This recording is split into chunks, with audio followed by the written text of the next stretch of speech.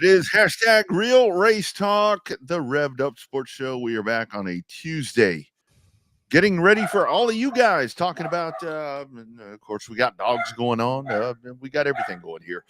The Daytona 500, going to talk about all of that and the cold and great guests coming up. Welcome in. It is Showtime Bobby Chaffee on the right side, Rodney Rodriguez on the left side. Super excited to do this once again at the 7 o'clock hour, which seems to be the preferred favorite of the different little things we've been thinking about. Bobby, how you been doing, man?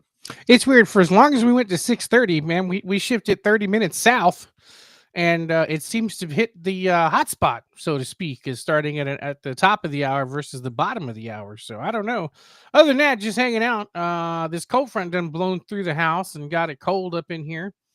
It's going to be in the low 20s, which is not bad compared to 3/4 of the country that's got snow on the ground. Thoughts to our friends over in Kentucky, dealing with both flooding and snowing. So they're in our thoughts and prayers over there. But yeah, it's a little different being on a Tuesday. Yesterday was a holiday though, typical day after Daytona 500 hangover. So we get a chance to regroup here on Tuesday night. Yep, it's one of those things like we talk about. I mean, the time kind of going back and forth for a long time. 6:30 was kind of the time that worked well, but like anything else, things change. It was something where we kind of started looking at how the viewership and all the different things were going. It's like, okay, it seems like at the time, at 7, 7-8 Eastern, that really seemed to be the time where things were starting to peak. So we just kind of modified right there, which it doesn't matter. The good thing about it is that, we do these from our home studios. Bobby's down south. I'm over here at the AV Consultations studio. So it's super easy to make everything kind of play itself out. So this for now will be the time that we do this. So anyway, but Bobby, I'm sitting here watching. And by the way, welcome in everybody. It's been a couple of weeks since we've done this. I'm watching. Have you watched TGL Golf? Any chance that you have kind of clued into some of that? No, not really. Not a big golf guy. I mean, putt, okay. But as far as like mainstream golf, I've never been very good at it, so I've been able to really pay that much attention to it. Granted, I guess I wasn't that good of a racer, but I've been paying attention to racing for a hell of a long time. So what you have with TGL is that you have, and you guys, if you're on the Facebook or YouTube chat, feel free to dive in there, live comments. We'd love to hear them, and we'll talk about that. And like I said, we got Jared Maupin and then Garrett Alberson. So we have great guests coming up. But what TGL does, it's kind of one of those things like Top Golf. So you have Tiger Woods, you have all these like really important golfers on teams of 5 that go off to like a top golf atmosphere, and they're doing all this, and then when they get on the green, they're like live, they're putting, like Price is Right. Wonder how long before we do that in racing, to where we incorporate iRacing into the actual real race the first stage, and then boom, then you get in the car and go. I don't see that. I mean, the closest thing we had to real life racing was the iRacing during the pandemic. Which actually surprisingly got good ratings, of all things considered, playing video games on live TV.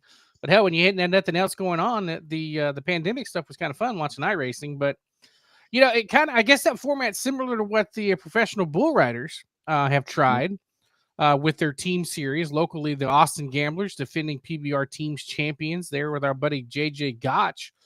But I think that it becomes a challenge to, it just it's the challenge of the eyeballs, right?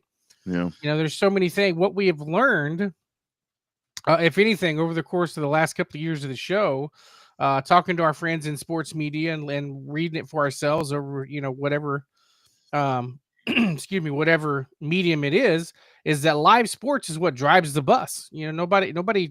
Most people don't TiVo or DVR the live sports unless you plan to watch it again. Yeah. So live sports is what drives the bus. So that's what this golfing thing is going to do to drive the bus. But it's you got some good, what is it? Tiger Woods and Scotty Scheffler or something on the other side, right?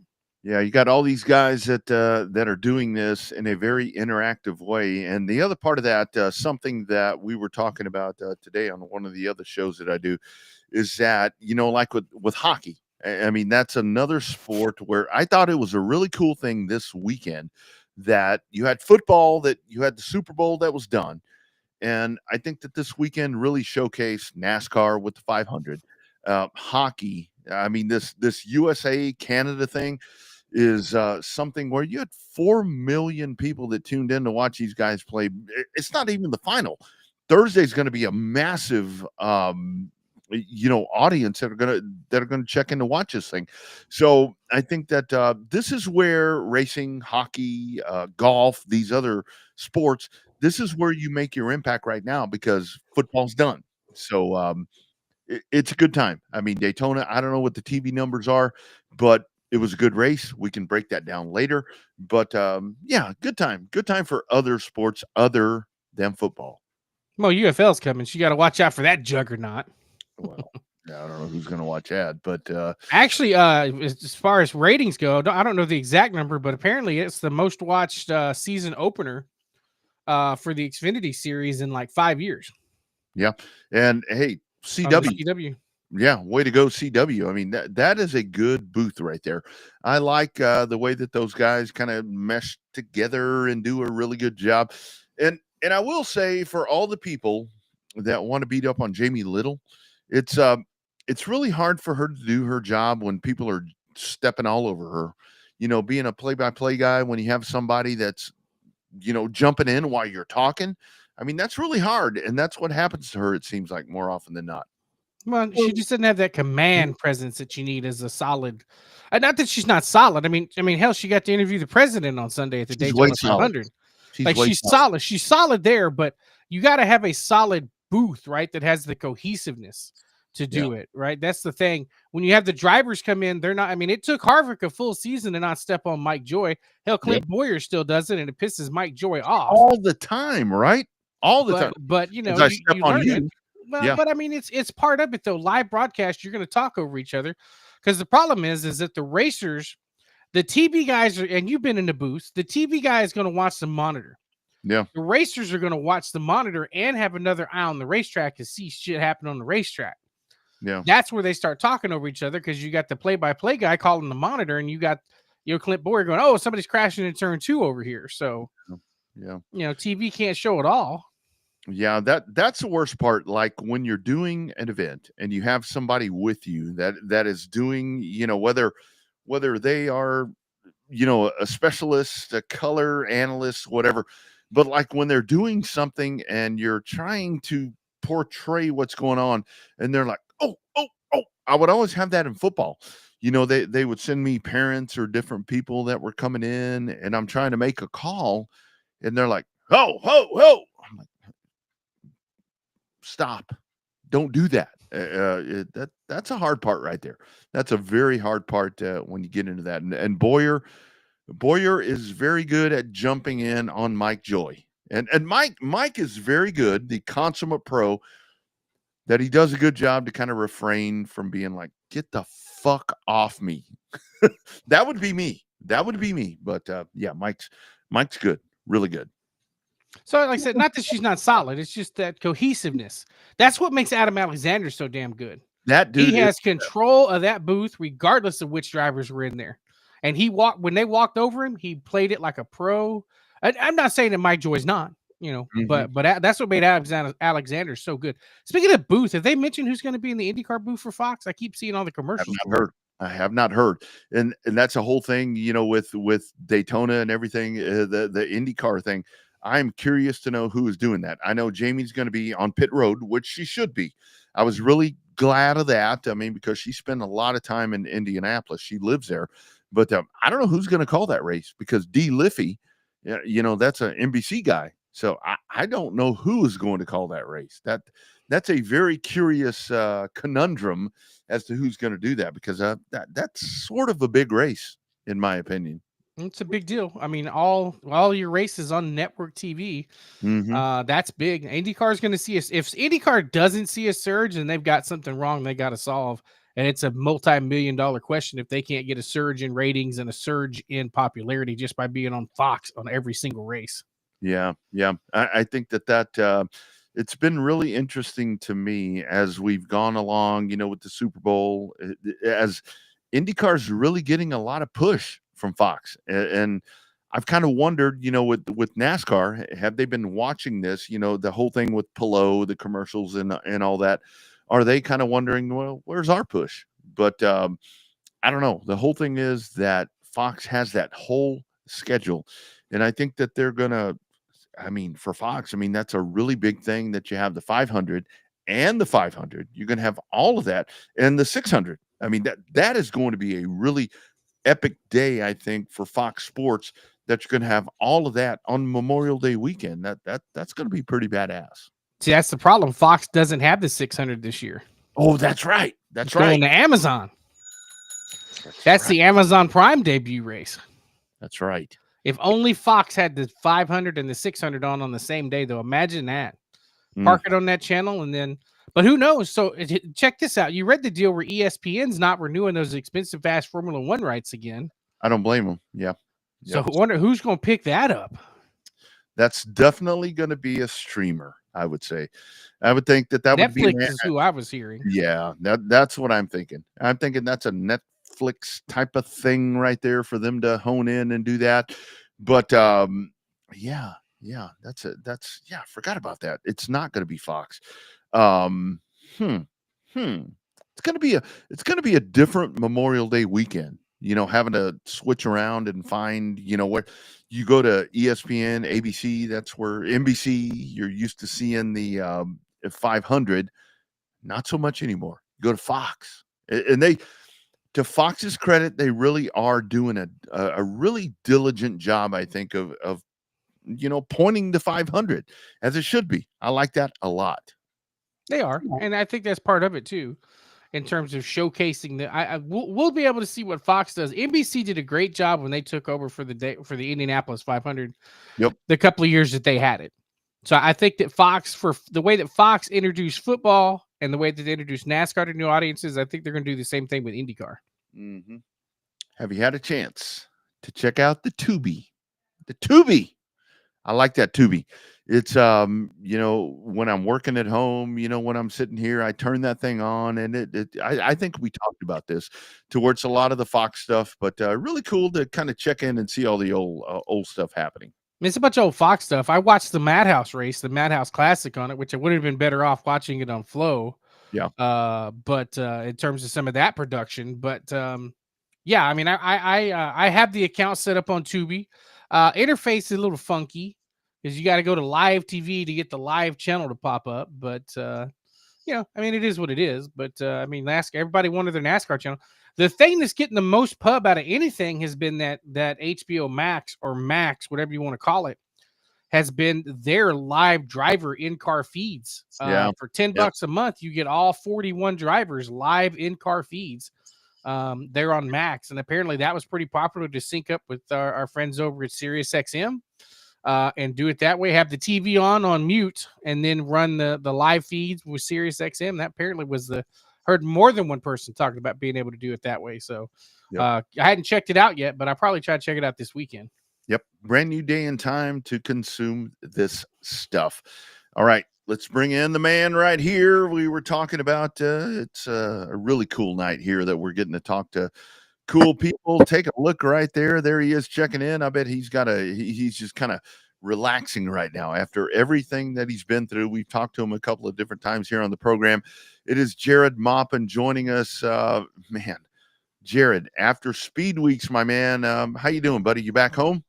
Yeah, it's funny here, and I think tomorrow we're supposed to have like 30-degree weather, so that's exciting after that nice summer, that nice Florida weather. Yeah. So Jared, let's talk about everything that you did there at New Smyrna. We'll start out with what you went there to do. Talk about the Florida Modifieds. I mean, driving there for Rick and everything. Kind of break us through everything that you did there. Great finishes. Give us a modified part of Jared Maupin's week. So run the modified. We tested the night. Actually had a really good car. We had some ideas, at dinner, bounced some ideas back and forth with John Howell. Mm-hmm. Friday, we decided to try something. Practice decent, but not as good as we unloaded. So we said, let's just keep going forward with it. Let's not give up on it yet. And car was no good. I mean, it really wasn't good. I want to say we finished like 8th. I mean, we were all pretty bummed. So we said, scratch that. We'll go right back where we were. Next night, I want to say I finished second the next night. Mm-hmm. Hot rod. I think we practiced P1, and then Cody Stickler. He's tough. So Bad son of a gun right there. had the redraw and all that. Put us on the pole. I want to say led 10 out of the 60, maybe 15 out of the 60 laps. Had a really good car. Super happy with it. Really drivable. He got around me. I kind of paced him a little bit. I couldn't rotate as good as he could through the center. End up second. We kind of digested that, kind of bounced some ideas off each other, what we think we do better. But it sucks because, he had 2/10 on us. Mm-hmm. We had 2/10 on third. So we had a hot rod. So we were kind of like, all right, don't freak out. We got a good car. Let's just keep on working with what we got. Next night, just let the setup alone. And the car just wasn't there. And the more we talked about it, we think we're just chasing the rubber on whatever race was before us. So it seemed like every night we were chasing either the pros or the supers and then the touring mods. It was just a mixture. And for some reason, the car would not react the same with different rubber. As the race got on, the car would get better. Maybe that rubber finally burned off, which is kind of odd. On the asphalt side, you really don't think about track prep and what's on the track compared to like dirt. But it wasn't reacting the same because in the daytime, car was lights out. We'd be P1 in practice pretty much every day. But just at night, the car just wasn't the same. No matter what, we did touch the car all day, and the car just wasn't great at night. Me and John bounced some stuff off, and I think we finished another couple thirds or something like that. So we had a decent car. It just got us scratching our head on why the car wasn't any good at nighttime. Mm-hmm. So in terms of the 60 lappers, right? That's some of the longest races that you've run, either dirt or pavement. You're kind of a fit guy. Were you out of breath towards the end of some of those longer races? Did they have to keep you keying up on the radio saying, hey, just, kind of relax or take it easy or whatever? Or were you just gung ho for 60 laps and worn the hell out?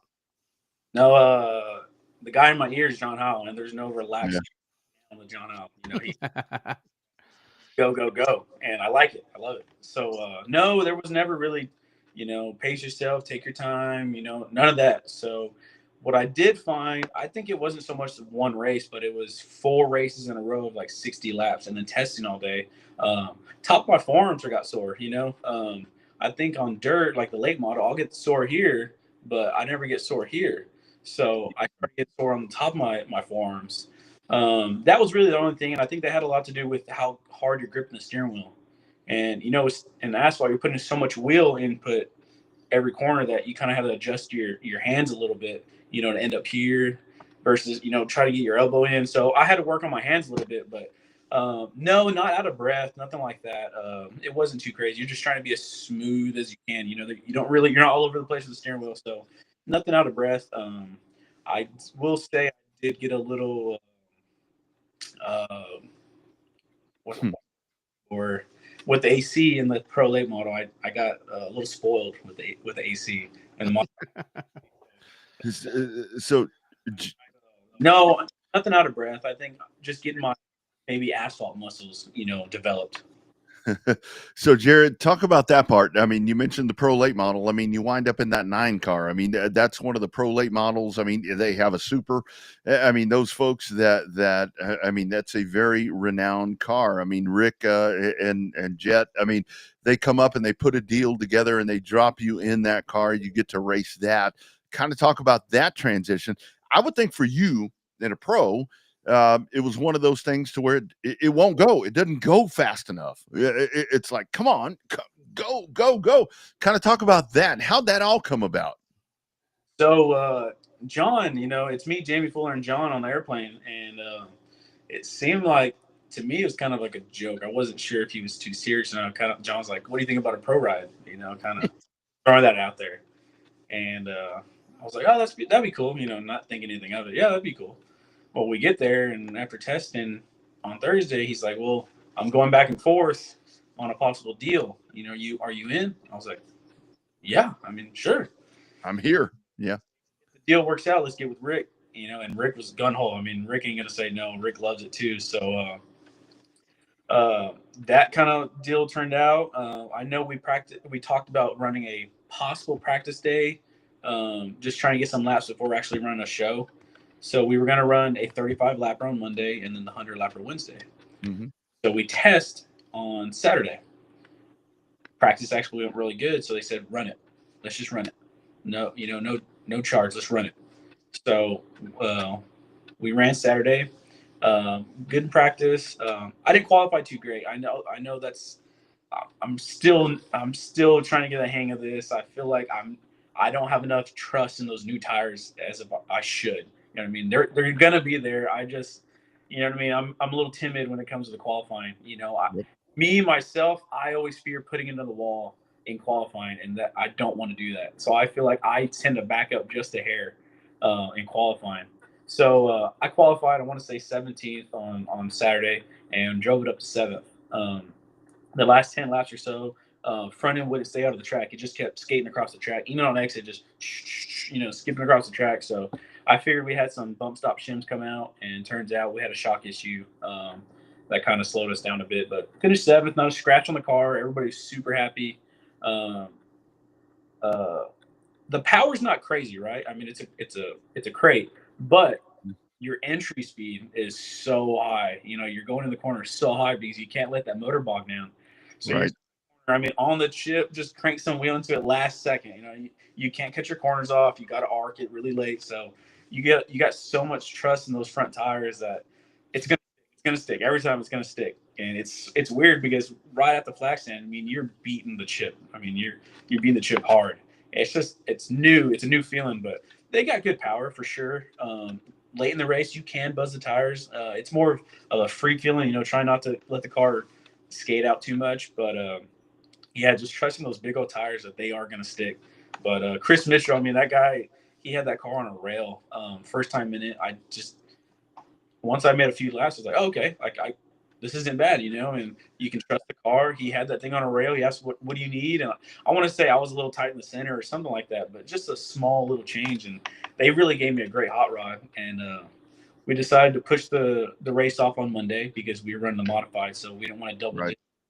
I know Chris Mitchell was working with Rackley Wars, so he had those rides to take care of. So we decided to scratch that. Let's just do Wednesday, the 100 lapper. And I was nervous because obviously Pat Jett's going to be there that race. Great guy. I mean, great guy.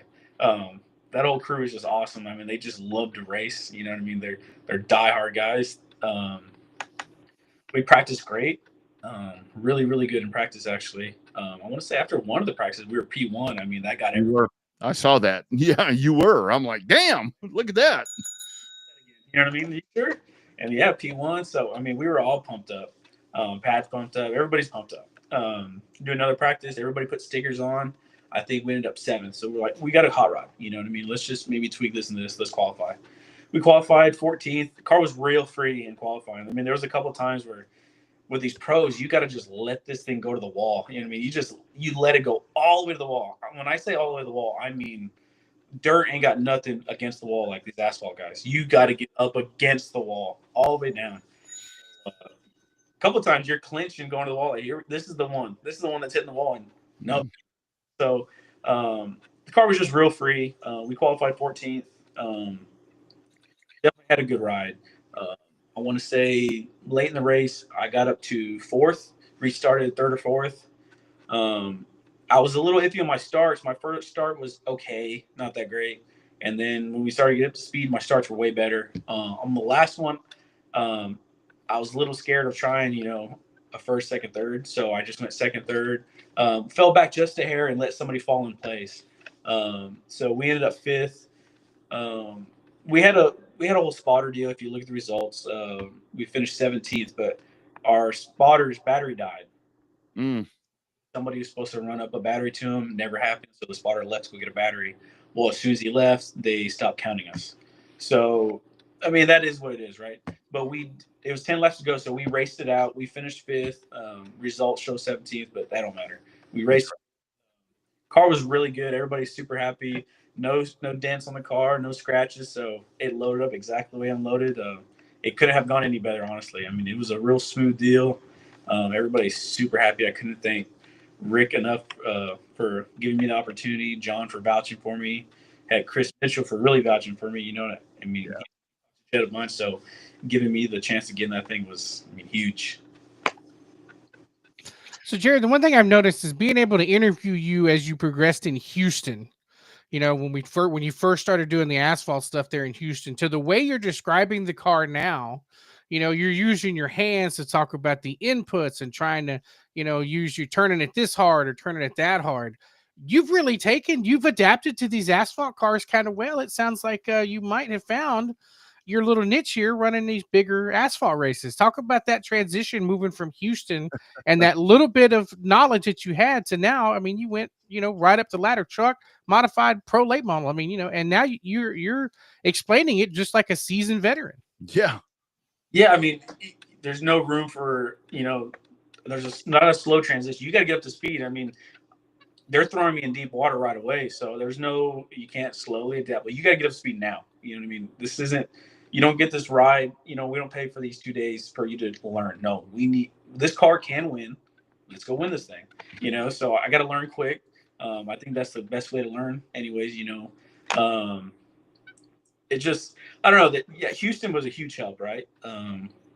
Houston's such a small track that you got to be ready for the entry soon, and both corners are different. You know, you can't arc it too late in one. You can arc it too late in three. You can arc it too early in three. So learning the track and really keeping the cars up to speed because they don't have any motor is huge. But you go to these big tracks, and these tracks are so big that, you know, the biggest deal is your entry speed.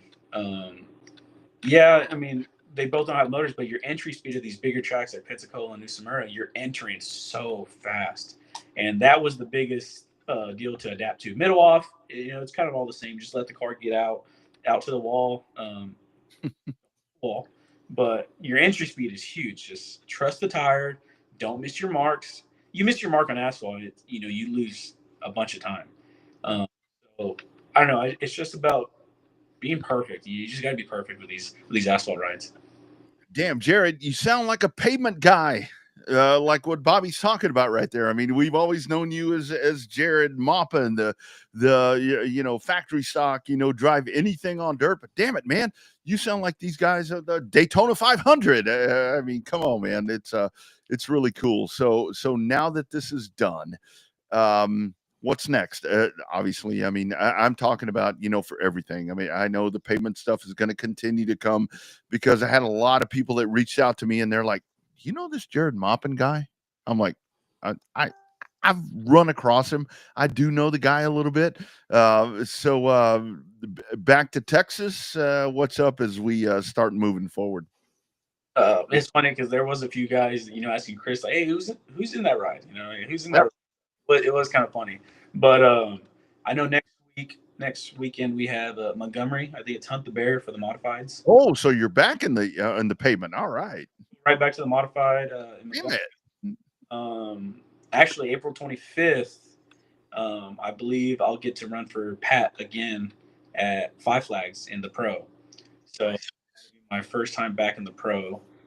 Really looking forward to that one. I mean, that's gonna be huge. So can't wait for that. But yeah, right back to the asphalt. I feel like we have something to work off with on that modified. I'm kind of scratching that track with that rubber and all that. We have a really good modified. We know we do. So I'm looking forward to working with John again and trying to chase a bear.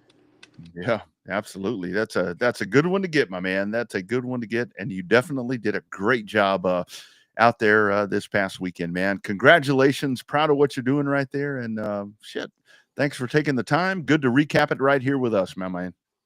Yeah, appreciate it. All right, man. Take care. There he goes, Bobby. How about that?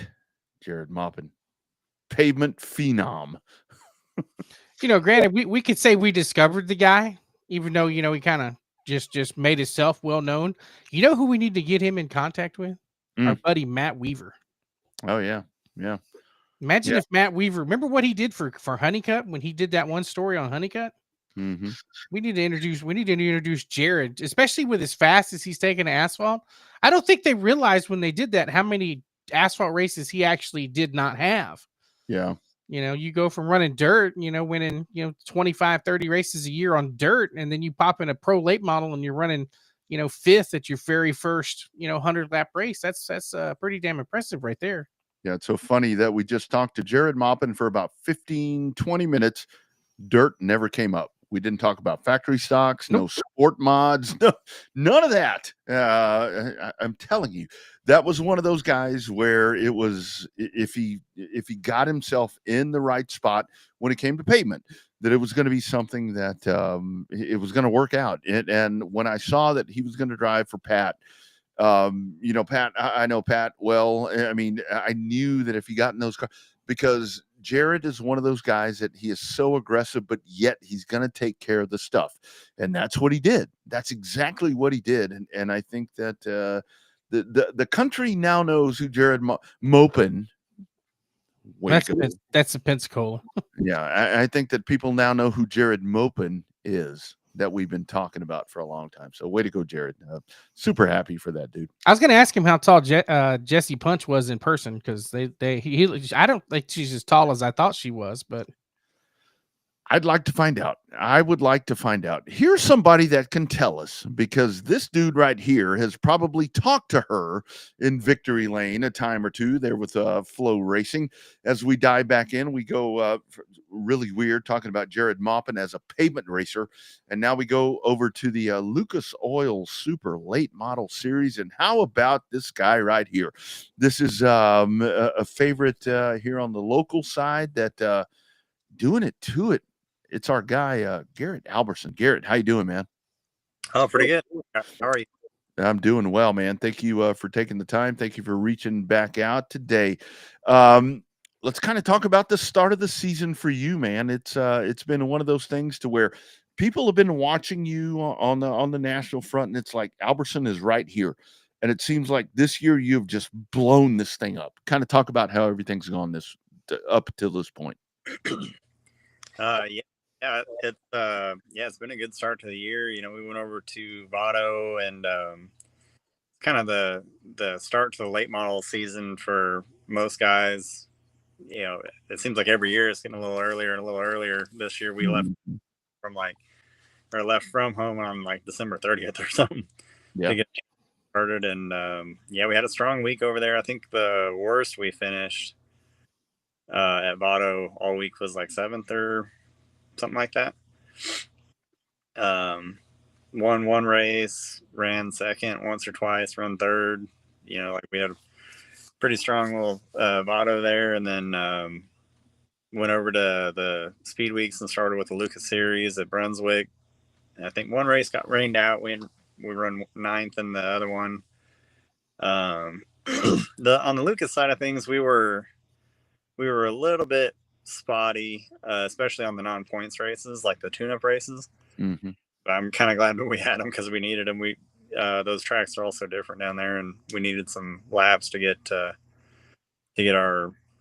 going on some of those tracks. But we ended up having top 10 finishes in most of the actual points races on the Lucas side, and came out of the Lucas side of Speed Weeks about 6th in points, I think. Mm-hmm. Which is the best we've ever left out of Speed Weeks on the points end of it. So that was a big deal. But for some reason, we went over to Volusia for the first time ever. Our team's never been to Volusia for the World Outlaws stuff. I've been over there crewing a couple times with Earl Pearson, but never to drive. And we ended up winning. Well, actually, the first feature I actually started, we ended up winning the Outlaw feature there, and then we went back for the Dirt Car Nationals and ended up winning the first Outlaw feature of the week, the second go around too. So it's kind of a wild deal over there. Mm-hmm. So, Garrett, talk about the difference. We see that kind of divide with the pavement super late models where you got, you can't run certain seals and all of that, and they're just going back and forth. Talk about the difference between running Lucas Oil versus running the World Outlaw stuff. Do you have to change much on the car? I mean, setup wise, we know the tracks are different, but in terms of like procedures and all that, is it a huge difference going from one to the other, from Lucas Oil to Woo? I think that's one area that late models got. I don't know the specifics of a lot of the other, like the pavement series and some of those things, but I feel like the dirt late model world has a pretty good deal going where if you got a super late model, for the most part, you can pretty much go run it anywhere. Yep. With any of the bigger series like the Outlaw, Lucas, the Flow midweek stuff. I want to say the XR races, the Hunt the Fronts, they're all pretty similar. They all go off of like a unified late models rule package. And you can, for the most part, run the same car at all those. So that part's really cool. Yep. So Garrett, kind of talk about that part. I mean, with the late models, depending on what you're doing. I mean, when you're out there, I mean, with Davenport, Moran, I mean, you look at standings now, Overton. I mean, you're right there in the middle of that. How gratifying for you that you have gotten to this point so quick that you're right there in the hunt with some of the, I mean, you are one of the best in the business. How great for you and your team that this has happened. And now any given night, any given race, it's like Garrett Albertson is going to be one of those guys that can win a race. Yeah, it's pretty crazy. I mean, it might seem kind of quick for, people that, have just been watching the national late model racing. But we've been working at it for quite a while. I started racing late models all the way back in 2010 out in New Mexico, and it's just it's taken a long time to kind of build up the skill set to really do it at that level. And just big thanks to Ken and Beth Roberts for putting me in a position to where we can go out on the national level. It really wasn't even on our radar when we first started racing together. We even talked about it a little bit, and he even told me that I'm not really your guy for the national stuff. I'd like to see you get there, but I'm probably not the guy for it. But somehow we got talked into it, and it's been a really cool deal. And it's like the last couple of years have just been just building that confidence, building that continue to build a skill set, and build a team that's just really strong workers and good attitudes. And it takes all of it. There's so many moving parts and pieces, and it takes a lot, probably more than people realize, to get it all up and down the road and make it all successful. Mm-hmm.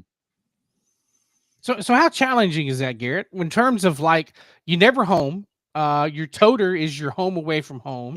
You got the new little one that's out there. I mean, I mean, is it stressful, or is it one of those things to where like you're like, I'm living the dream and I'm going to make the most of it? Like how does that side work for the mental aspect of that? Racing's still racing, but at the end of the day, when you're not racing, you're still, a normal guy trying to make it happen, right? Yeah, absolutely.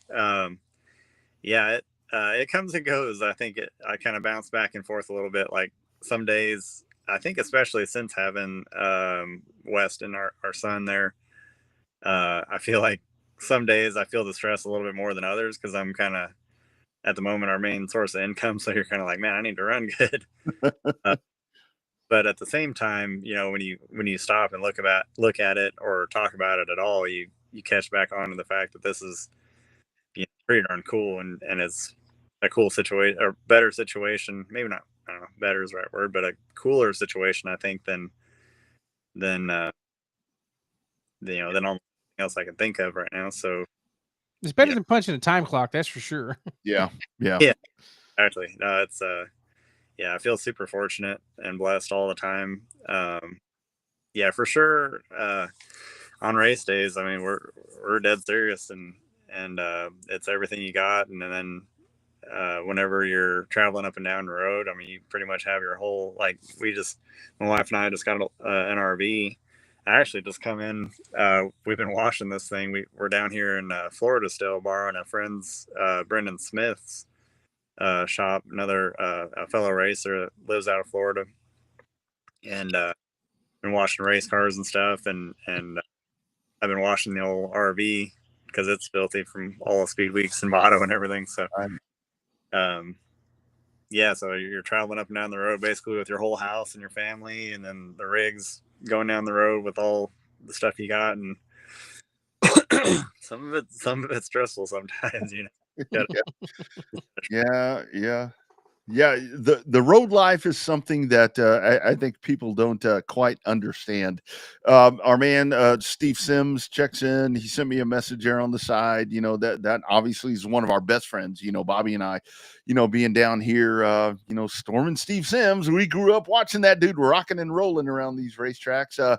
But kind of talk about that part, because I think they're checking in. You know, your dad, you know, Craig, they're checking in. And it's for a lot of people, it's like, man, this new guy, you know, Garrett Alberson, this new guy. And I saw the comment there, the overnight sensation. It's only taken 20 years. How long for you that, I mean, how great for you that it's finally happened. And now when you turn on super late model racing on dirt, people are like, oh, Alberson. Garrett, I was at a car show in Dallas this weekend. I was doing Autorama for my regular job. And I saw a dude stroll through in a Garrett Alberson hoodie. And I'm like, that's fucking cool right there. How great that it's only taken, you know, a couple of years, but you're at that point. How cool for you and everybody.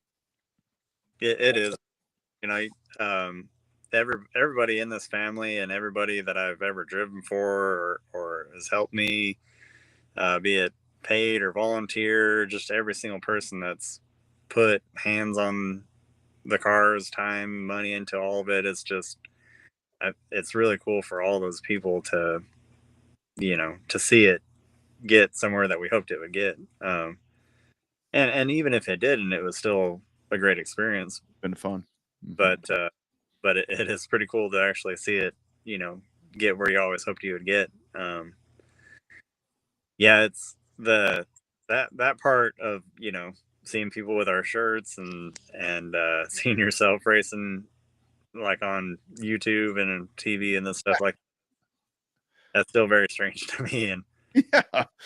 recognize, you know, more places and stuff in the racing world is definitely pretty wild. But I think at the end of the day, the part that I still love about it is when you go get in the car, it feels kind of like your Saturday night racetrack, because you're racing the same guys every weekend. You're just doing it at different tracks, you know what I mean?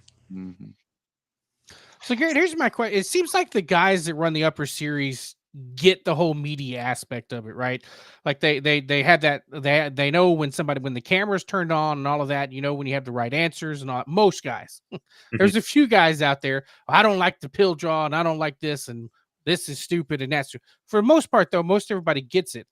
Do they give you guys any direction or anything at the beginning of the year? Like, you know, say, hey, you know, or at the beginning of the race night, say, hey, you know, first through third's going to stop and talk to the reporter here. Or do you just see the guys or gals waving with the microphone, you know, to stop, turn off the car, pull off the helmet and start doing the interview? How much of that interaction do they do on that side of the world for y'all? Really not a whole lot of it. It's pretty unscripted. As far as, you know, what people say, and I think that part's still really cool. I think that's part of the reason why the dirt racing's become so attractive to people that used to watch a lot of NASCAR races, because it's still real, you know. There's not, you know, we've all got sponsors that make it all happen, and it's really important to represent them well. But at the end of the day, I feel like most of the people in the dirt world love it because these are just normal people that, you know, have opinions and speak them, you know, when it calls for it. And you know, they'll talk to us on the receiver and let us know, you know, if we need to come in for like a heat race interview, if we want to heat. Or I know sometimes in the Outlaws they'll do like the transfer position or something like that, because it's a little different perspective. And so usually they'll let us know that part of it, but what gets said is totally up to us, and that part's pretty fun. Mm-hmm. Garrett, don't you think that the one thing, and I really saw this at the Dome when I went to St. Louis, it's kind of one of those things to where everything that's lacking on the pavement side, Dirt track racing, to what you're talking about right there, they're all about the fan. It's a show, and it's not this nonsense about bringing out, Kanye West or Pitbull, you name whatever. When you go to a dirt track race like you guys, when you do a big show, it's all about you guys. It's all about the fans and people. I mean, I'm wearing a Chili Bowl shirt tonight, for crying out loud. It's one of those things to where it's a big deal for you guys and the fans, and you guys you get connected. It's a fun time. It's unheard of these days, right? Yeah, it is. It's a cool dynamic, especially the big shows like you're talking about, like the Dome and Eldora and place like Fairbury and stuff like that. You can have all those people in there to watch the race, but the drivers are still really approachable, and it's easy to get hits and easy to talk to people, and I feel like our sport's in a really good place right there in that aspect of it. I hope we don't lose sight of that in the next little bit. I think the cool thing about the dirt racing is that I liken it a little bit to going to watch like a really good concert, or like something where I'm kind of like a metal fan, so like a heavy man, heavy music fan. So when you go and watch guys just putting it all out there on the edge, like, of what's possible, that's what it feels like when you go watch, big time dirt racing. People, everybody's trying hard, and I think the fans all see it and they get it. Mm-hmm. Speaking of getting it, I've always wondered about, I'm not a dirt racer. I was a fairly horrible asphalt racer, depending on who you ask. But like when you guys hit those bumps and those ruts and stuff, and it feels like the whole car bounces. Do you guys feel that whole thing? Like, you go to some, a little podunk track, and the track prep's not perfect, and you go off into turn one, and it just looks like the cars are Baja and right in the middle of 1 and 2. Like, do you guys, how do y'all feel that? I mean, is it one of those you're like, oh shit, here it comes again, and you just get ready for it each lap? I mean, how do you adjust to something like that? Yeah. At times it can be pretty violent. Yeah.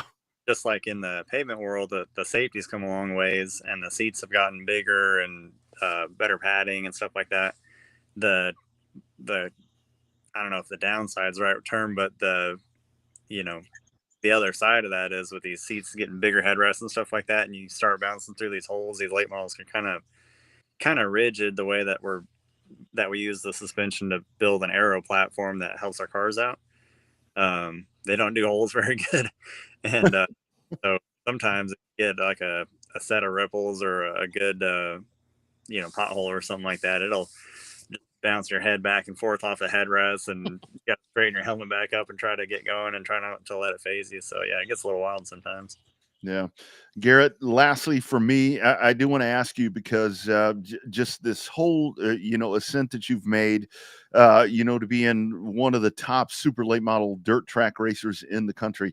I do want to ask you about our man, Ruben, the guy that's up there doing the races for you guys. I mean, Bobby and I obviously are short track race announcers doing this kind of thing. Talk about that dude right there. As I listen to him, I listen to a lot of race announcers and stuff around the country, and I try to not be very critical about that, but kind of talk about that dude, because he does y'all's races on the Lucas, and I'm like, this fucking guy is amazing. Kind of talk about all of that. I mean, because I know that's one of your guys. He's told me how he learned stuff from you. Kind of talk about old Ruben Mireles right there, what he's doing right now. Yeah, Ruben. Yeah, actually in the full-time announcer for the World Outlaws. Yeah, World of Outlaws. That's right. Yeah, which is pretty epic. It's not the series that we run every week, but it's still cool to get to see him be on the national level. Yeah, because he started just like we did. He started from scratch, and I remember whenever he was a kid, they put him in the announcer booth, and he had announced the legends or the 4 cylinders or something, just to let him get feet wet in it, and he was just an awkward little kid, just like we all were, and he's come a long way. It's really awesome to see it, and that passion that he has behind the mic, that's real. You know what I mean? That's not a face he puts on. Like he's had that passion from day one. He just loves car racing, loves dirt racing, and loves all the people and all the inside things about it. So it's really cool to get to see that. No doubt. Well, dude, we got to say though, obviously, with the influence of your Uncle Steve over there, we all keep track of where you're going. Not only because we watch the stuff on Flow and we watch the stuff on when you run the World Outlaws and stuff on Dirt Vision, but we definitely are in tune when he goes on the road trips and takes off. We follow him all on social media, get to see you guys behind the scenes. So it has been cool to be just a small part in it, to just be part of the ride, to see you go from, the 20-year overnight sensation to being one of the best in the country. So it's been a hell of a lot of fun, dude. Congratulations on a good start to the season, and we look forward to talking to you a couple more times throughout the year. Yeah, absolutely. Yeah, anytime. Thanks again for having me, and feel super blessed, super fortunate. Just got to thank Ken and Beth Roberts.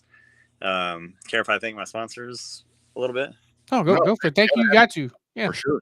Yeah, got to thank Sunoco Race Fuels, Messi Valley Transportation, Bill Stein Shocks, Low Voltage Solutions. We got Romer Machine Welding, Bill's Sport Shop, Nutrient Ag Solutions, Done Right TV. We got a lot of the whole Sims family, racing group, everybody involved, and good product people like Midwest Sheet Metal, Fast Shaft, Swiss Springs, Dirt Car Lift. Just got so many cool people involved with this whole team, and Dickie's Doghouse, Cheap Cars, a couple new people we brought on this year, and it's just been a ton of fun seeing all the support and all the people behind us. It means a lot. Yeah. See, that's a good thing. When you've gotten to the point where you have that long of a list of people that you have to thank, only 20 years, man, but it's there, and you are the man, and people know who Garrett Albertson is, and lots of success this year, dude. And thank you for taking the time, and please, let's do it again if you have some time soon. Yeah, absolutely. Absolutely. All right, man. Take care. Thank you, guys. You bet. There he goes, Bobby. How about that? We know that guy. Yeah, it's been fun. I mean, we keep him with Steve all the time, so it's been a cool deal. I mean, like I said, they ended up switching some chassis a couple of years ago, and that kind of moved them in a different direction for their program, in a positive direction. So it's been a lot of fun keeping up with them. I mean, it's kind of like just that. It adds that extra, like when we watch the Derby, right? We know so many of those guys on a personal level that you just tend to cheer for somebody that you know more on a personal level. Yeah. And it's the same thing watching Garrett race. You're like, oh, that guy's been on the show. We've followed him for years. You're like, oh, I've had him on the show. I kind of know that guy, right? It's the same thing with Ruben in the World of Outlaws. When you know somebody, it gets that personal connection. So it's cool. Not saying that Davenport's not a good dude. Not saying that Brandon Overton's not a good dude. But it does make a difference when you have more of a personal connection with the driver. It makes you pull for him. When he's battling for that transfer spot or battling for that top seed in qualifying, that you pull for him just that little bit extra. One of the things there with Garrett, it's watching him race. I mean, with the intensity and emotion and everything that happens with those late models, he is so, and this is very much like Storman. I mean, like Steve he still races, but I've watched a couple of different races where Garrett is so cordial. I mean, he's aggressive, yet at the same time, he's not going to sit there and tear your shit up. If avoidable, he's just such a well-groomed professional race car driver, and I think that's something that is so impressive with him. And I think it goes back to what we're talking about, to where it's not this thing to where he's paid all this money and dove into these rides and doing whatever. He's had to work his ass off to get to this point, and he is just so clean and so freaking fast. It's like you turn something on, it's like top of the chart. Garrett Albertson. Man, so glad to see that dude doing well. It is cool. It is cool because when we have him on the show, seeing him do cool stuff, we like that. I mean, we like to see it's nice to see good people get great opportunities and do the most they can with it and do the best that they can with it. That's what's so cool when we see Honeycutt now with Al Neese. in a truck ride. Got turned from the lead 5 laps into the truck race at Daytona, right? We were talking to him back when he was doing Bandoleros when he was first starting racing years ago. Yeah. And then you got a guy like Garrett, who we've seen basically kind of grow up over the course of the last 10 years, thanks to Steve and the family and stuff. When they go skiing and all that good stuff. And then, somebody like Jared Maupin, we started calling his races, 5 or 6 years ago. And, he just slowly but surely just started kicking more ass and got noticed by the right. It's that opportunity, right? Mm-hmm. What is it? Luck meets opportunity luck is opportunity and timing coming together. Yeah. And, and he's got the right opportunity now with Rick. They put him in a jet car, at the World Series. That's you got some of the best coming down to run that. And now he's going to run the Turner races there at Pensacola. That's going to be a shock, but I look forward to that. So how many great dudes have rode in one of those number 9 cars? Yeah, that's a lot. Really cool thing. Pro or super. Yeah, exactly. If you want to keep up with Jared or our man there, Garrett, one place to do it. It's My Race Pass. A word from them. We'll come back, talk some 500. That's coming up. Welcome to the My Race Pass app, the #1 app for motorsports fans. We want to make sure you get the most out of your My Race Pass app experience.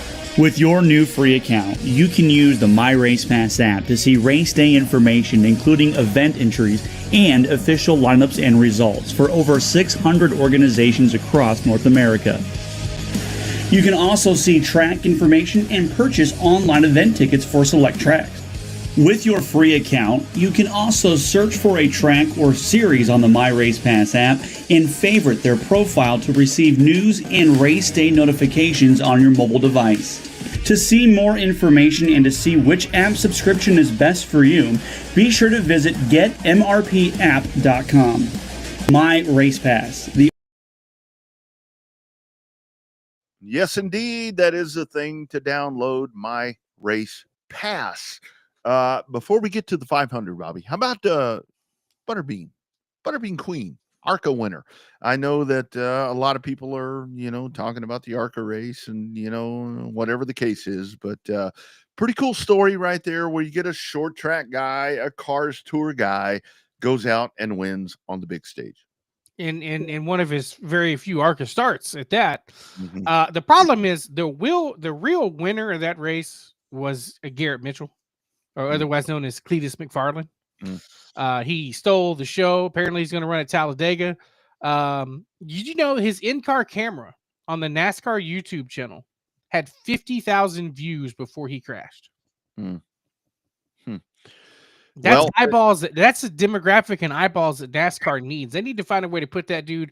That's something that ARCA needed, because the problem is he kept calling it a NASCAR, even though it's ARCA, even though NASCAR owns ARCA, but still, NASCAR needs to work with that guy. Obviously, he's a short track racer at heart because he bought the Freedom Factory there, right, in DeSoto. So, he's got that lined up for him. And I don't know what we're doing wrong, but apparently we need to take some pointers from him, because if you got enough money off of YouTube to buy a racetrack and help get you an ARCA ride at Daytona, that's we're not doing something right. We need to take a class from him on how to get the monetization happening there on YouTube.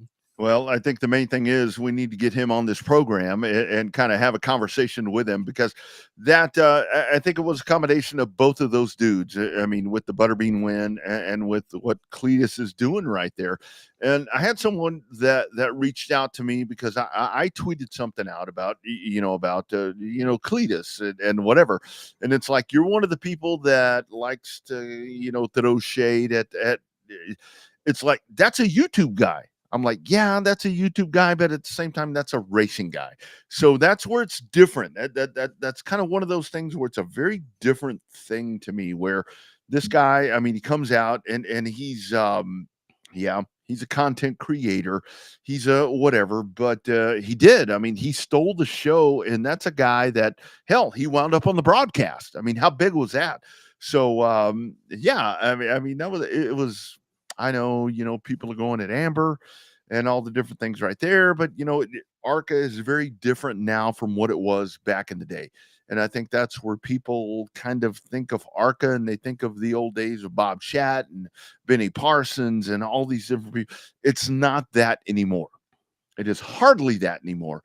But yeah, Cletus, the man right there on that race. I mean, they were giving Amber so much shit. He had to make a Facebook post and a Twitter post about a social media post that says, "Hey, she jumped off. Back off. Just, we talked about it. I talked to her. It's all good. Leave her the hell alone." Is basically what he had to tell his fans and followers on social media. Leave her the hell alone. Did she create some problems? Yeah. Is she the first one that created a lot of problems with ARCA? It's funny if you go back and listen to the Dell Jr. download that was on Sirius XM when they were talking to Helio Castroneves about the ARCA race. Mm-hmm.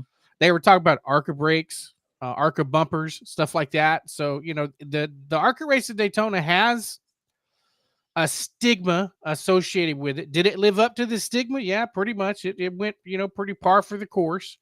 When like 10 cars running at the end. I mean, Helio was involved in 3 different wrecks and still finished top 5. Yeah. And one of the wrecks was at the end of the checkers. So,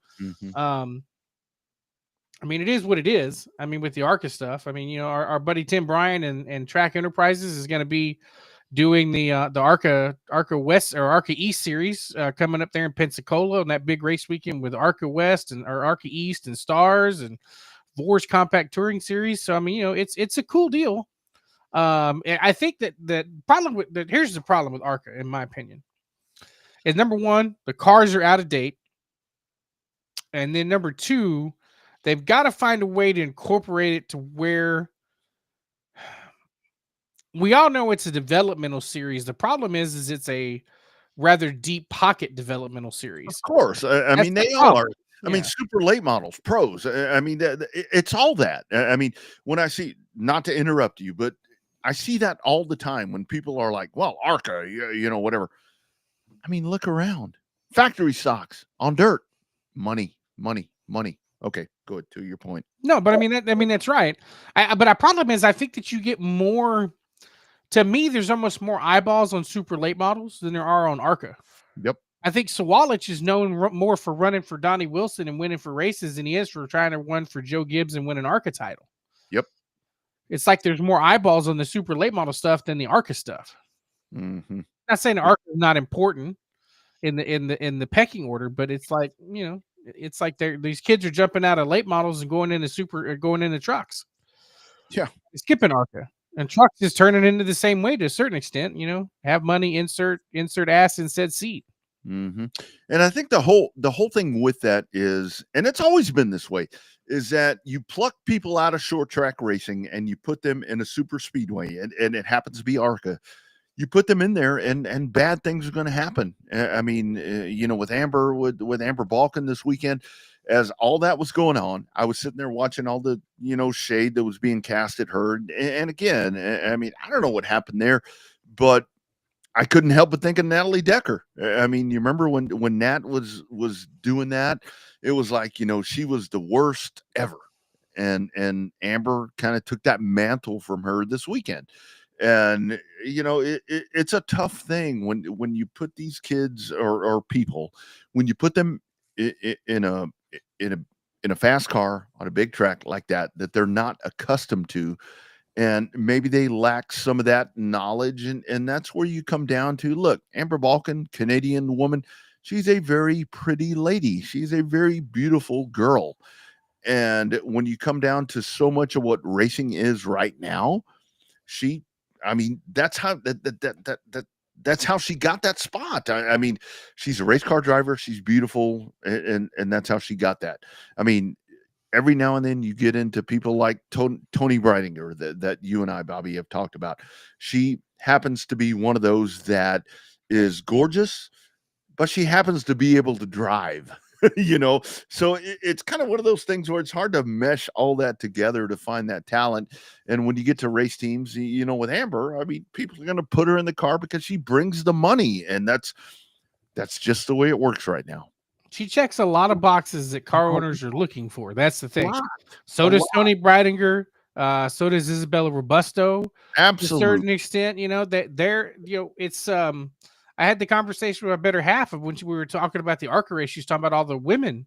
I was like, they're in ARCA. I said, they're trying to get to the Cup Series. NASCAR would love to invite all of them on to NASCAR would invite all of them to come race in the Cup Series, just like NHRA, super diverse.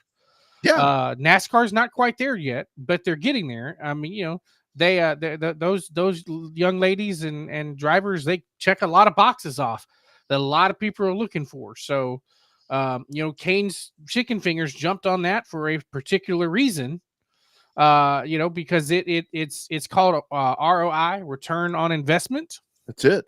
They are sponsoring her because she gets eyeballs. Whether or not she gets eyeballs because the way she looks, the way she drives, whatever the case may be, eyeballs equal return on investment.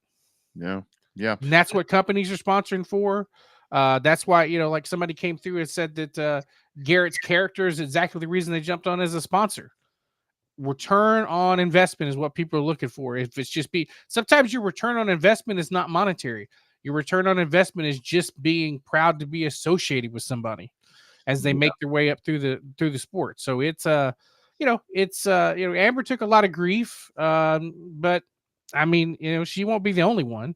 You know, there was a couple of guys in the Xfinity series kind of driving around with not pointed in the right direction and then blaming spotters and stuff like that. So yeah, that was the thing, you know, when a lot of folks were on Amber about whatever.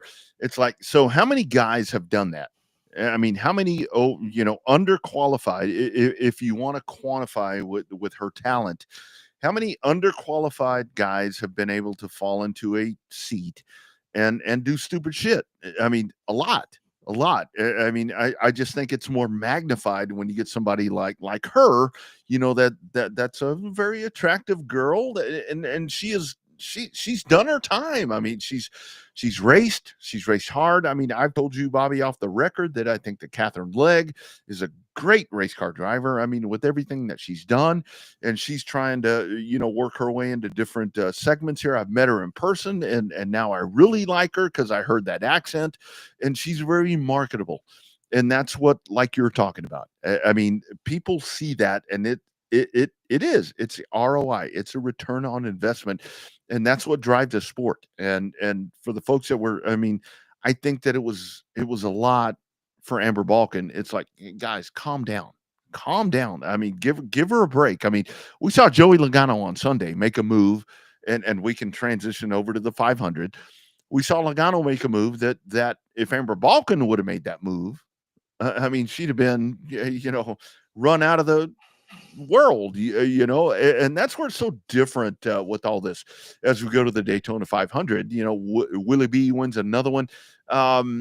Your thoughts on that? I mean, NASCAR, a great job to get that race in. Really good job. They have gotten really good at drying racetracks off and all of that. Airtight, it's a wonderful thing, race, man. That was a fun race. To me, a lot of the energy got sucked out because of the rain delay. I mean, you had all kind of momentum. That kills TV. You had the president of the United States pacing the field. He knew his audience. There was definitely not very many boos for Air Force One, not very many boos for the president and the beast. So you felt that energy on the TV. And then you get rolling, and 9 laps in, boom, here comes the rain. You're like, well, shit. And then you got to wait 3 or 4 hours to get, you had a chance to get a little bit of stuff done. Cut the grass, do the laundry, clean the man cave, whatever the case may be in terms of getting stuff done. And then lo and behold, the race, I don't know if it was I would call it a great race, but I wouldn't call it a bad race. I've seen considerably more boring 500s. I've seen considerably more barn burner for 500s. But I mean, the best part about it is, though, we posted it on our page and then I shared it. It's split 50-50. If you're not a Logano fan, Logano was a dumbass. If you're not a Ricky Stenhouse fan, Ricky Stenhouse was the dumbass on that deal. It was split 50-50. That tells me that was a racing thing. Although, in my opinion, I think that there was a bigger hole there that Logano was going after than what Ricky Stenhouse tried to block. I'm just saying. I think this is where it all depends on who's involved. I mean, if this would have been, Chase Elliott and Ricky, it'd have been, it's all Ricky's deal. I mean, this just happened to be a couple of guys that are not the favorites of a lot of people. Rising. Yeah, yeah. I think that's a deal right there. But I mean, that was a good debate. But this is where, with speedway racing, and for crying out loud, people quit saying take the plates off. I mean, the restricted plate racing is done. We don't do that anymore. But I think this is one of those things to where it was two guys that are not the most popular. Joey was aggressive. Ricky was aggressive. They were both. I mean, these are two, junkyard dogs. I mean, these are two guys that don't want to give up. It's one of those things. I've been in that spot when somebody comes up and they're rubbing up on the back of your bumper. I ain't giving up. I'm not giving in to what you're doing. And if I happen to look up in the mirror and I know who it is, and it's somebody that I know is really aggressive, and again, they have spotters in these things. If it's somebody that I know, Sean Paul Lehman, that is all over my ass, that I know is aggressive, I am not going to give you an inch. And that's what happened.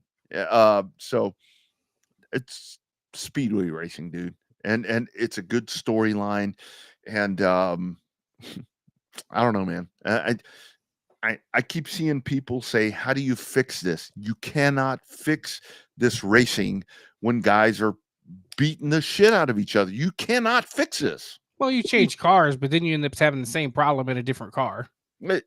Yeah. I mean, and to me, looking at these cars, I mean, these cars still look weird to me, racing like this. It's the number. Well, no. The other part for me is like when a car spins out and hits a wall, inside, outside wall, whatever.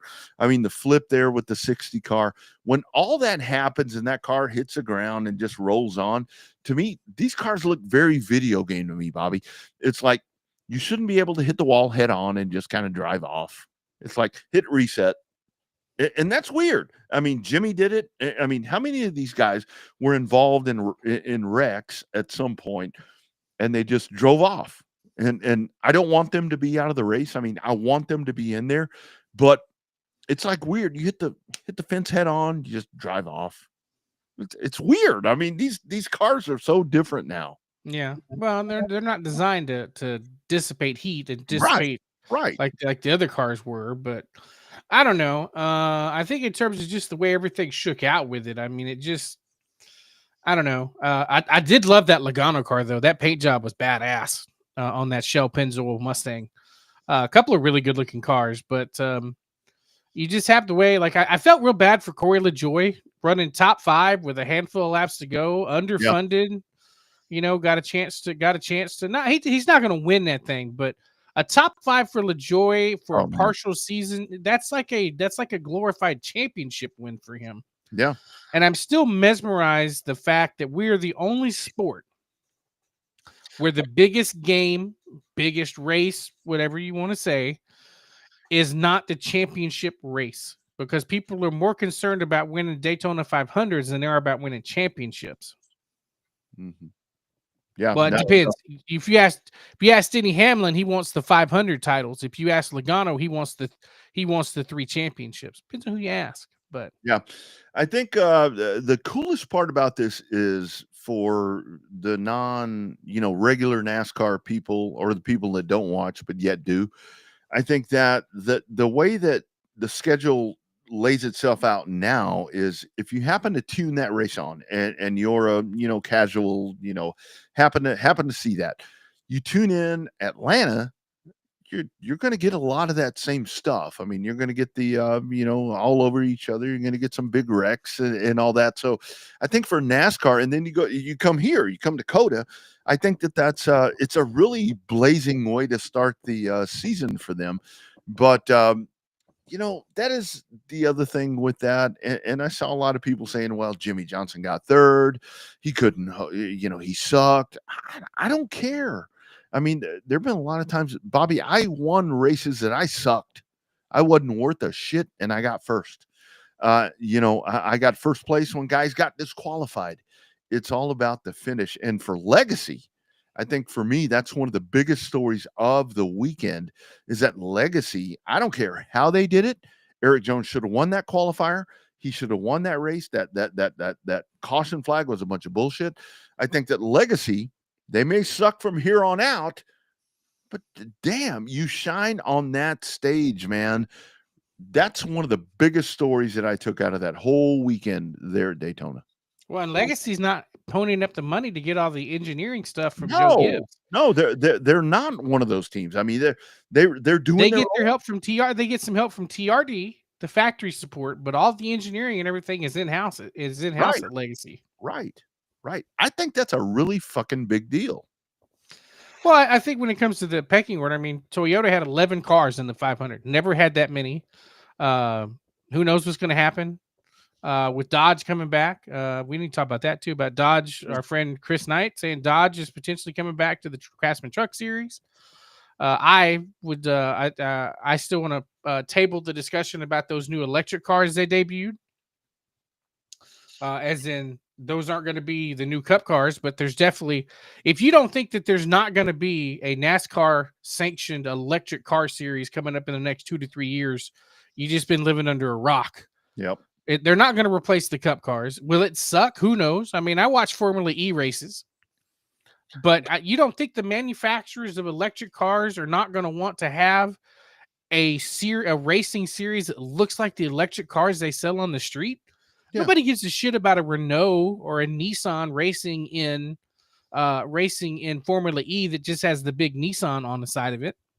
But yet, if Nissan had a car that was similar to the Chevy Blazer SS that paced the field and that they just debuted, that would be great. Hyundai, same way. Honda, same thing. Toyota, same thing. If they could have an electric car that looks just like the street car, but a race car, they jump all over that. NASCAR's not stupid. The manufacturers have said make an electric racing series with cars that we have on the street.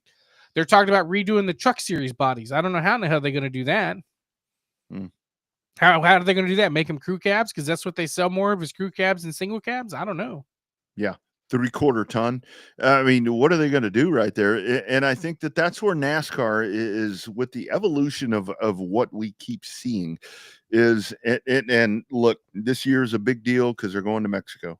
And I have, look, I'm a Mexican dude, and I have had so many people that call me that have reached out to me from Mexico. It's like, man, we are so excited. They say it in Spanish. We are so excited that the Cup Series has come in and all of this. And this is where, for the American people that may be kind of soured on NASCAR, the people abroad are really excited. It's like, we can't wait. We're going to embrace this coming into Mexico. And I think that's a really huge thing, like with the electric thing. It's not going to replace the Cup Series, but when we talk about, Dodge maybe coming back into the truck part, is there going to be a new OEM on the Cup side? I don't know what's going to happen right there. But I think that if you really do have, like you're talking about, Bobby, if you have an electric series, whatever it's going to be, that's where, who cares what's happening on the Cup side? You're going to have all these manufacturers that are going to be clamoring to be a part of this.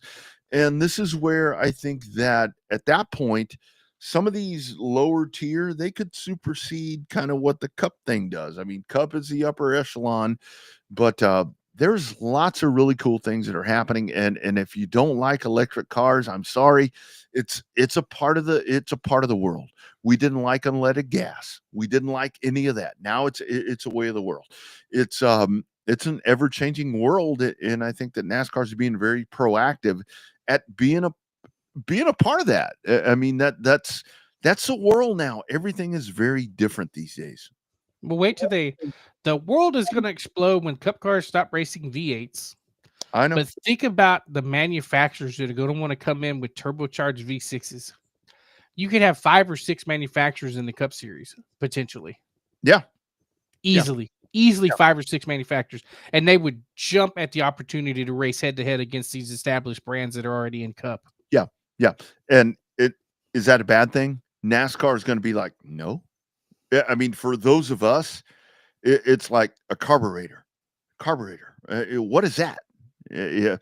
NASCAR is going to look at this and say, I mean, come on. I mean, That's a great point by you. We're talking about one manufacturer, dude. There could be 3 or 4 within 10 years that are going to be a part of this.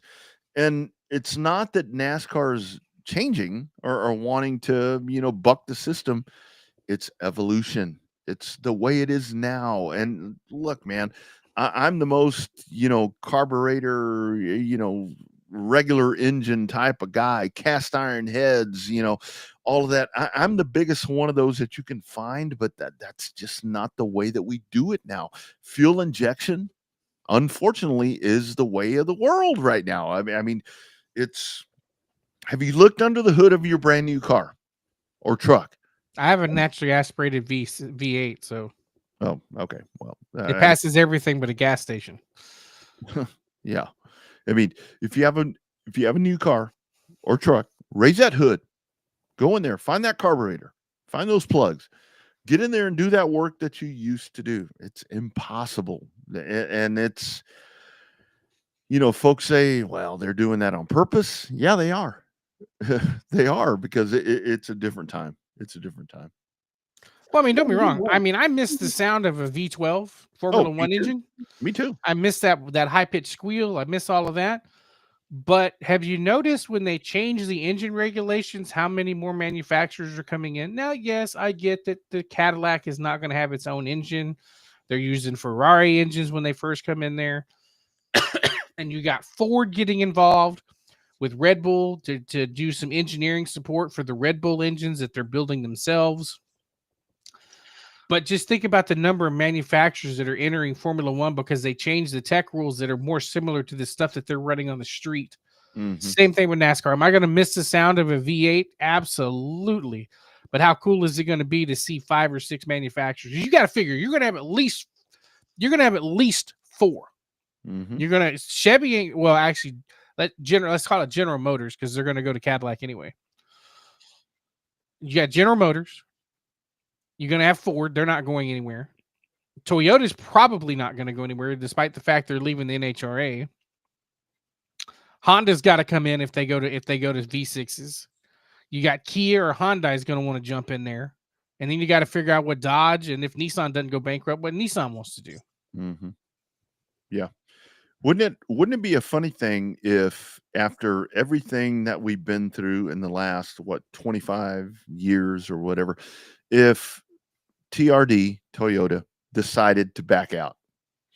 That would be one of those things to where it would cripple NASCAR and short track racing. If Toyota said, we're done, we're not doing it. I'm surprised they got out of NHRA. I know. And that's kind of why I mentioned that, to where it's like, oh, okay, what's their business goal? But I think that NASCAR's different for them because they sell a bunch of Camrys and Corollas and Tundras, based on the NASCAR crowd. But that's the one thing that I've thought about so many different times, to where as long as Toyota's been the evil, whatever, the dark knight, I guess that's a good guy, but been the one that ruined it all.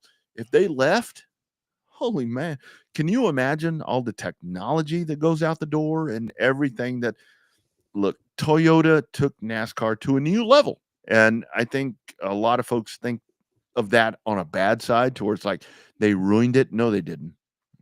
And you look about a manufacturer coming into NASCAR, Toyota did it in the smoothest fucking way possible. I mean, they come in with the trucks, they roll in with trucks and doing. That's been 20 years ago. They started in 05, 06. Right. They come rolling in the truck series and then doing what they're doing. Then they're winning championships and boom, here they are. And now I think it's impressive with Legacy, the way that Legacy's doing this. And they've gone out and bought their own engineers and technology, not relying on Gibbs.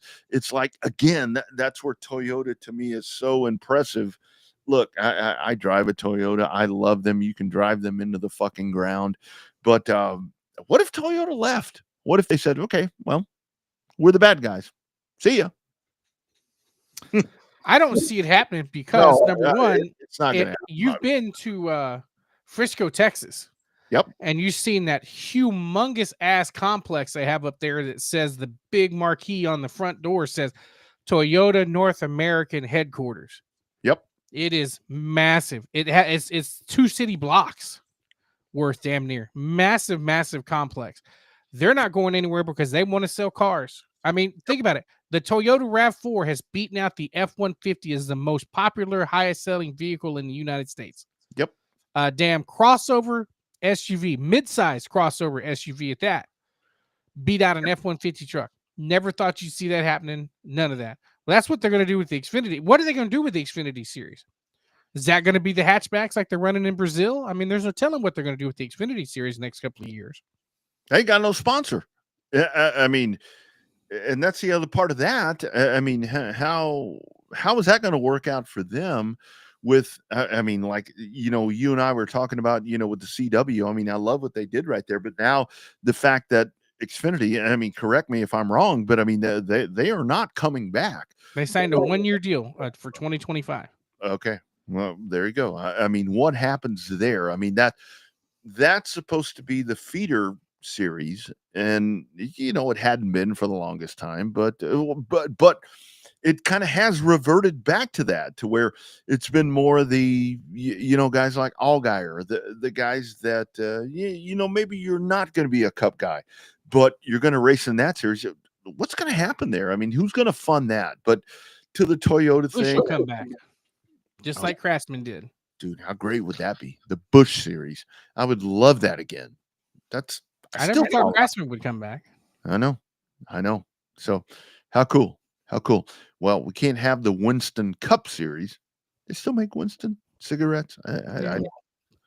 Not as popular as they once were, but yes. The Pall Mall series.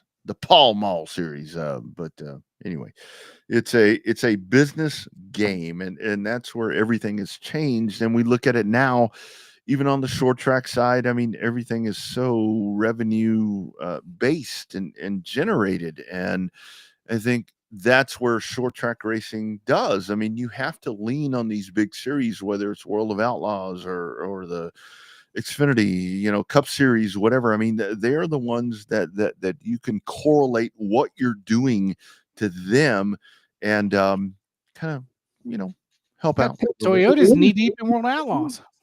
I know. Isn't that weird? They got the trucks and all that. Got the NOS branding, and then they're all Toyota. They're all TRD pros. Toyota has motorcycles, don't they? I mean, they don't. Okay. So what's Supercross now? So it's Kawasaki, Suzuki, Yamaha, Honda, KTM. Yeah. Gas. I mean, Husqvarna. That's the one. Husqvarna. Yeah. So anyway, different day and time, but yeah, racing. Gotta love it. I hate it, but I love it. Yeah, it's complicated, but it shouldn't be. Yeah, right. Absolutely. Great program tonight. We talked to Jared Maupin. We talked to Garrett Albertson. Good stuff that we had tonight. If you're checking in from Texas, you're about to get cold. It's cold here now. It cooled off today. I know my friends up in DFW, when I was up there over the weekend, they got some ice and snow and all this different stuff coming in. I've checked in with friends around the country, and they are buried in snow. Talked to one of my buddies in Springfield, Missouri. 14 inches of snow predicted. Winter is here, guys. Hey, today's the 4-year anniversary of Snowvid down here. Oh man, remember that when everything closed down? Everything closed down. No water, no electricity for 3/4 of Central Texas. Yeah, I remember. Oh man, we had kind of memories of that. We had everything. I mean, we're on the hospital grid, so we had everything. And the wife is like, "The internet's not working." I'm like, "If that's your biggest concern, we are fine." Man, Yeah. that was weird. Wasn't that weird? So if you think back about that, we were coming off because same time. I mean, I think in 2020, because we had the Newman wreck. You remember the Ryan Newman wreck happened. Kobe died, and it was like, man, that's some bad stuff. And then we had COVID. Yeah. It was like kind of setting the tone, and then we kind of got over that, and then here's Snowvid, and the world closed down around here. Wow, it's weird. Can't believe that we lived through both of those. Lived to tell. Isn't that crazy? Isn't that so crazy? You go back and you look at that, and it's like, man, how did we survive? How did we survive?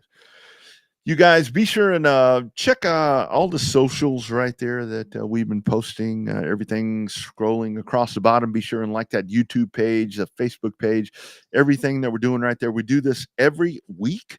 It kind of varies from time to time. It's usually a Monday show. Today's Tuesday, but still working on that time. We seem to have figured out that 7 o'clock Central works well. From looking at the folks checking in, watching the viewership, I think 7 o'clock is a good time. So I think that's what we'll do moving forward. But anyway, Bob, rest of the week, my man, what's going on? Not a whole lot. Looking forward to Atlanta coming up this weekend. Then got to play a little catch up around the house. Definitely got to clean the garage. I'm inheriting a bunch of tools that I have nowhere to put. So I got to work on that and then figure out what's wrong with my camera and then go from there. What is that? Boy, look at you. Yeah. Disco tech. Oh, wow. Man, you look good. I know, right? At least it happened now, not at the beginning of the show.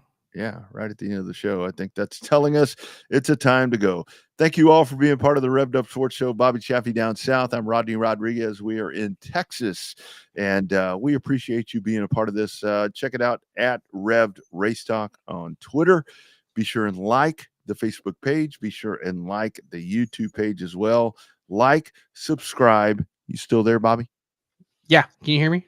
Yeah, I hear you. Yeah. I don't know. I didn't unplug the camera yet, so. Be sure and like and subscribe to the show, and we'll do this every week. # Real Race Talk. Thank you all for being a part of this. See you next time on the Revved Up Sports Show.